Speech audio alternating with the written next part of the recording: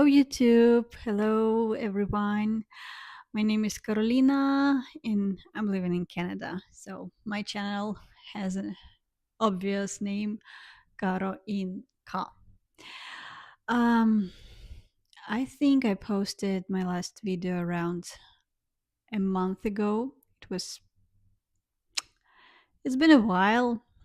Um, so actually, I'm not feeling really good right now. I'm around 29 weeks. It's still very difficult to breathe for me easily. That's why I'm talk like a little bit slower than usual in my life. So yeah.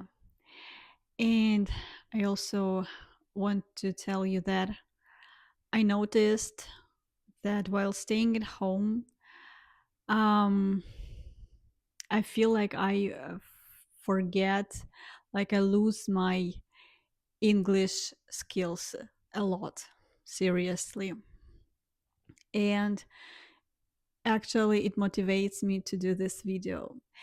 And this video, I want to share with you about what happens after you found your midwife.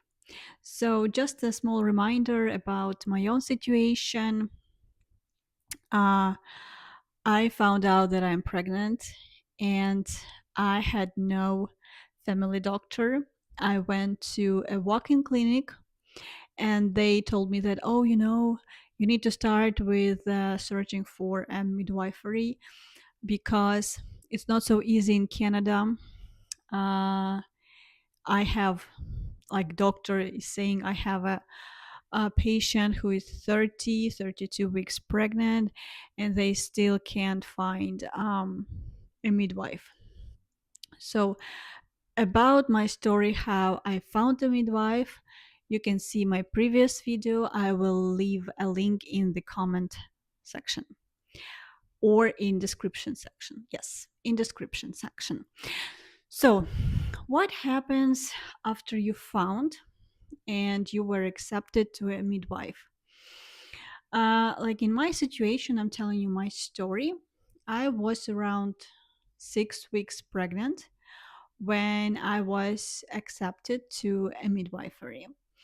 I've got a congratulation letter that we're happy to accept you and that mm, we need to book a 1 hour call with the chief midwife. So it was a phone call and um, it was booked around working hours. At that moment, I was working as a project manager in translation company.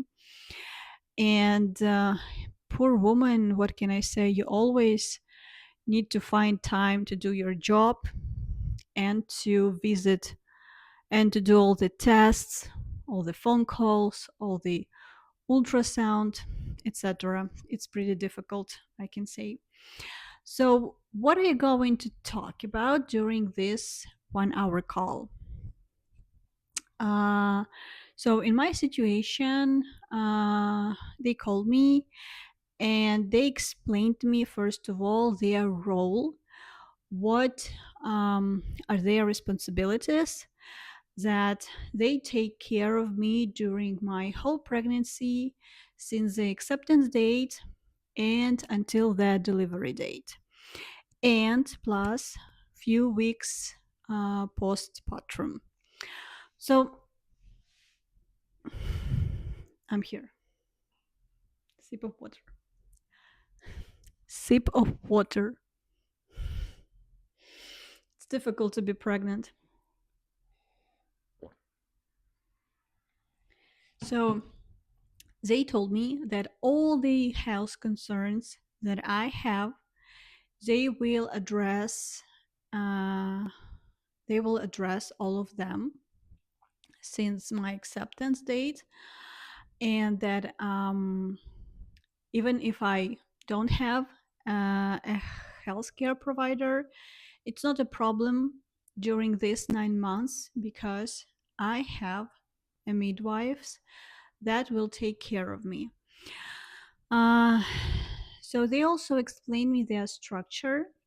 They have a few teams. Each team consists of four midwives.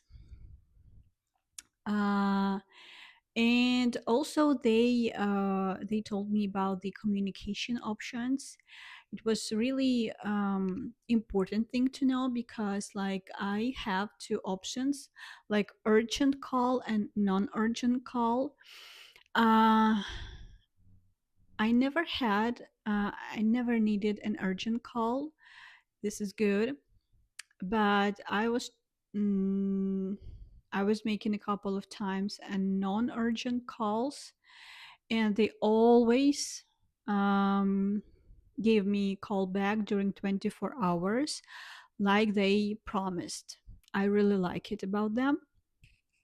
So then they asked me about my, like my height, my measurements, my weight, and things like this.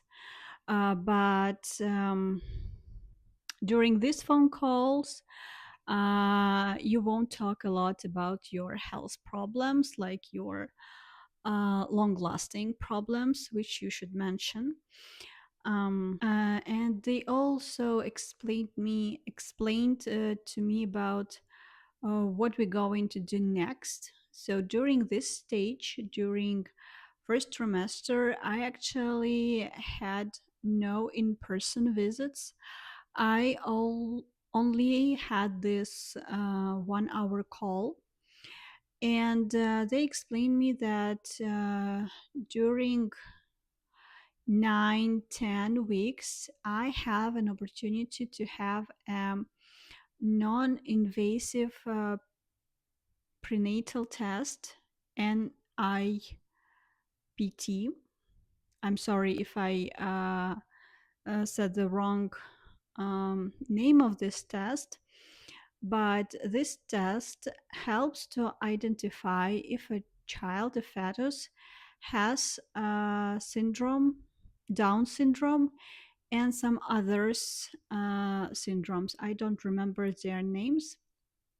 And so they asked me if I would like to have this test. I said yes. And This test is free of charge.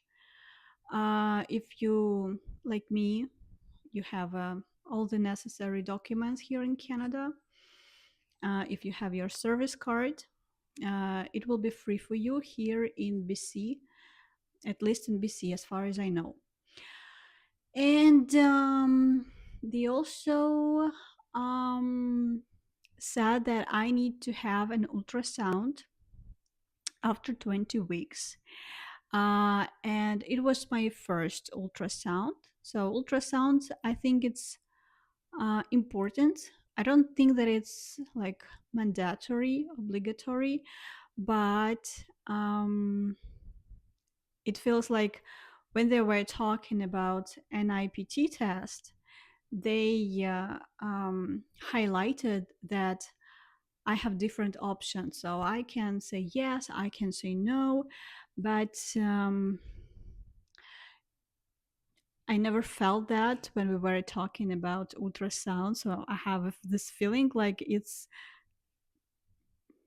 sorry, that it's very important to do.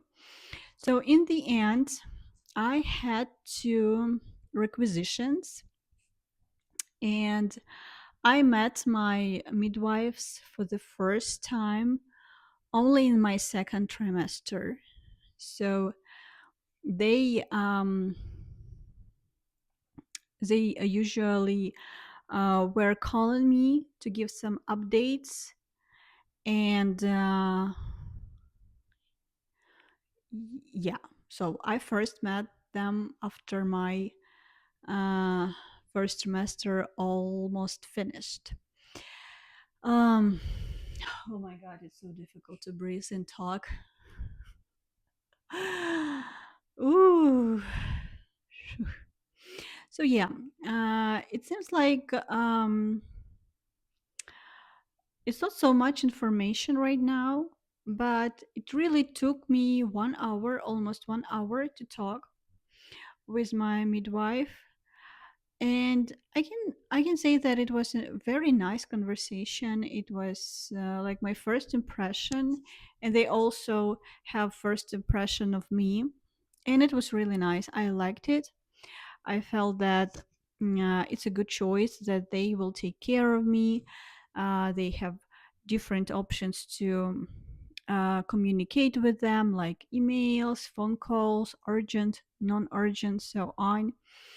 And I was pretty calm, despite like the fact that my mom, she's in Ukraine, and she was asking me, "Oh, have you visited your midwives? Have they addressed you to a gynecologist and something like this?" Uh, but it's not like this in Canada. Here, first trimester is pretty calm. Like you don't need to be worried a lot, and you need just trust the process. Trust this process. Yeah.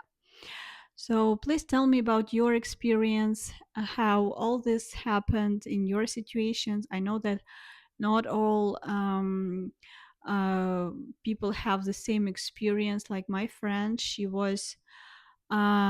had a midwifery that was somehow connected with St. Paul's Hospital, and with her healthcare provider. So she never needed to search for a midwife. And but in my case, since I had no family doctor at that moment, it was the only option is to found a midwife. So it's actually everything that I wanted to tell you in this video. Enjoy your pregnancies as much as it's possible. I know it's difficult, at least for me, it's difficult. I can say that I'm feeling very energetic, and I don't believe that my energy will ever come back. No, it will obviously someday come back, but it didn't come back in my second trimester, and I don't feel like it's coming back in my third trimester. Nevertheless, I'm feeling better right now. And have a good days, guys. Hope you are in a safe place. Hope everything is okay. And take care.